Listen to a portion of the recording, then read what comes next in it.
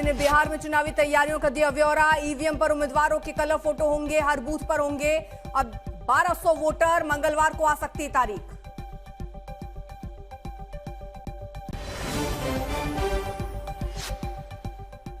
Seat sharing पर NDA में बैठकों का दौर। लल्लन सिंह के बाद जीतन राम मांझी से मिले धर्मेंद्र प्रधान, तावड़े सम्राट चौधरी भी मौजूद।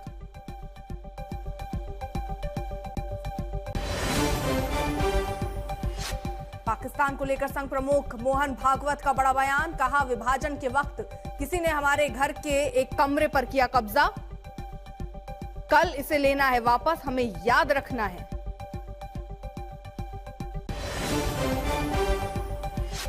कफ सिरप से मौत से हड़कंप। एमपी राजस्थान में 14 बच्चों की मौत। छिंदवाड़ा में डॉक्टर गिरफ्तार, कंपनी पर एफआईआर। राज्यों के मुख्य सचिवों के साथ हेल्थ सेक्रेटरी की बैठक।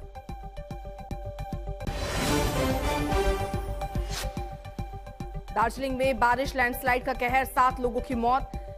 लोहे का दुधिया पुल ढहने से सिलीगुड़ी और मिरिक का संपर्क टूटा। प्रधानमंत्री ने जताया दुख।